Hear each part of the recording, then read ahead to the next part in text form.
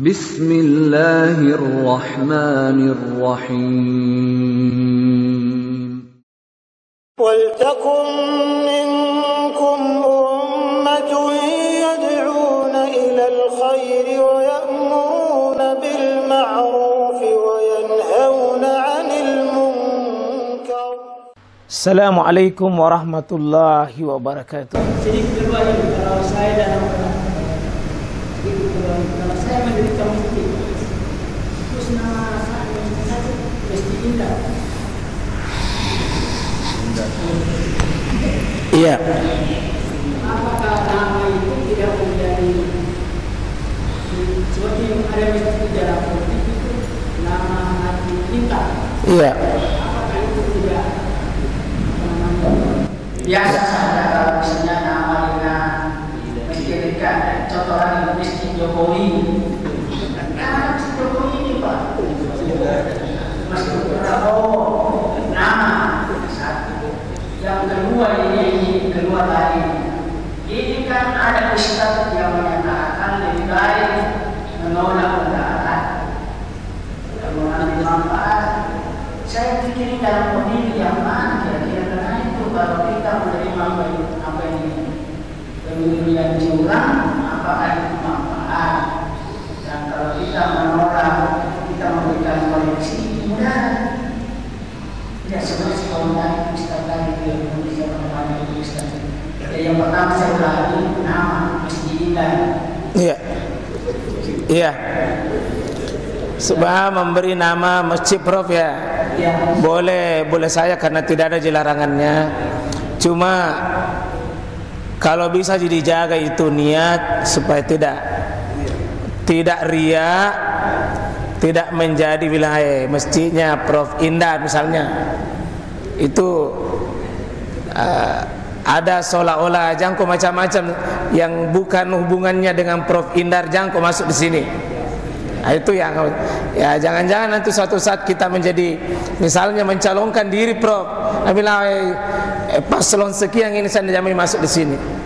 Itu seolah-olah kalau orang sudah bangun masjid itu Pak sudah menyerahkan untuk umat, tidak lagi untuk diri. Beda kalau yayasan, beda kalau sebuah gerakan itu boleh, tapi kalau sudah masjid itu Pak sudah serahkan itu untuk umat. Kalau bisa nama-nama pribadi itu sebaiknya tidak lagi ikut, serahkan kepada umat untuk insyaallah. Seperti itu. Yang kedua, sebuah kaidah itu bahwa menolak mudarat itu kalau ketemu sebuah peristiwa ada mudaratnya, ada manfaatnya, maka diutamakan tolak mudaratnya kalau dia membawa mudarat dan ada manfaat. Ya, contoh misalnya ya minuman keras itu kan diambil dari situ. Jadi minuman keras itu, judi itu ada manfaatnya, tapi kerusakannya jauh lebih besar, maka ditinggalkan. Ada maslahat, ada mudarat, tapi kalau besar ketemu antara maslahat dengan mudarat, maka kita pakai kaidah menolak mudarat itu lebih tinggi Pak. Ya itu jika ketemu ada manfaat, ada mudarat, maka kita tidak mendahulukan maslahat, diutamakan yang menolak mudarat itu. Ya, contoh menerima suap.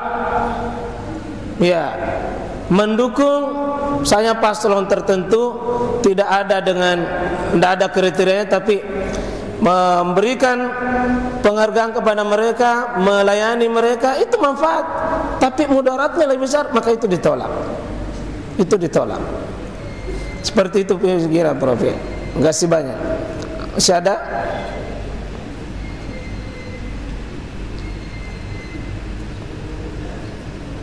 Sudah cukup Pak?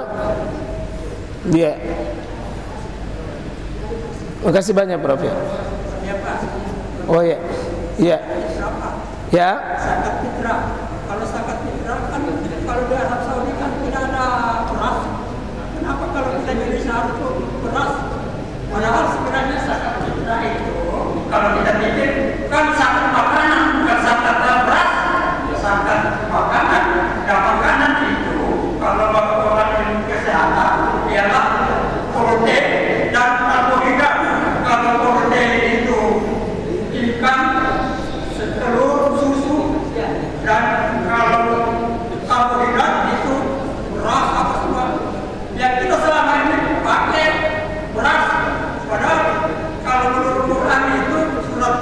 gimana? Wah bisa lebih aman. Ya, 2 tahun itu anak-anak itu disusui, bukan dikasih nasi atau apa namanya? Ya. Dikasih bubur. Tidak ada bubur itu kalau berubah harus disusui selama 2 tahun. Bukan beras, bukan nasi atau bukan apa namanya? Jadi dia menjadi masalah karena selama ini kita jadikan pupuk itu adalah beras. Iya. Padahal ini yang kalau kita pikir, ya yang paling bagus kalau menurut saya apa namanya uang supaya bisa beli susu dan sekaligus beli beras.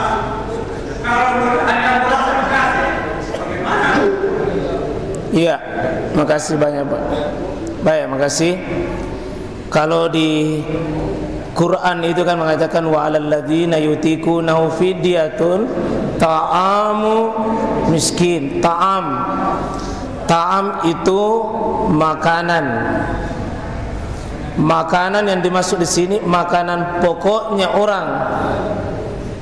Jadi kalau makanan pokoknya Arab Saudi dulu di masa Nabi itu adalah keluarga misalnya gandum, kurma, kismis, masuk itu kategori yang menjadi pokok.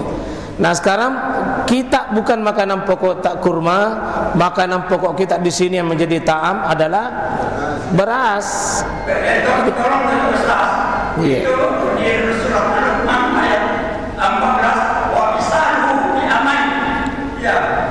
Jadi 2 tahun itu orang anak itu diberikan susu, bukan dikasih beras dan nasi atau bubur.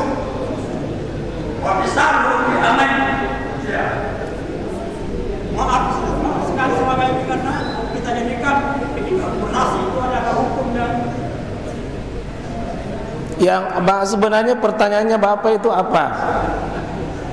Yang Bapak pertanyakan itu apa kira-kira? Yang saya tanyakan itu kenapa kita jadikan beras itu jadi hukum? Kenapa dijadikan beras itu? Berikan kita susu. Saya tanyakan itu karena selama ini kita ini kan harus beras. Kenapa bukan uang? Kalau itu ayat itu wa fisaluhu fi amaini anishkulli wali walidaik ilayal masir itu adalah itu bicara tentang waktu orang menyusui. Ya, waktu orang menyusui, bukan arah pembicaraannya apa makanannya yang disusui. Tapi apa kalau disusui itu apa yang diberikan? Susu kalau bukan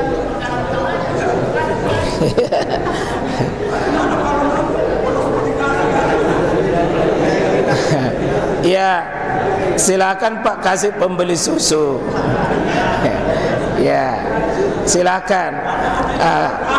Ya, karena ya saya belum terlalu mengerti yang Bapak maksudkan itu, tapi ya dijadikannya beras di Indonesia itu ya bukan pendapat orang per orang itu sudah menjadi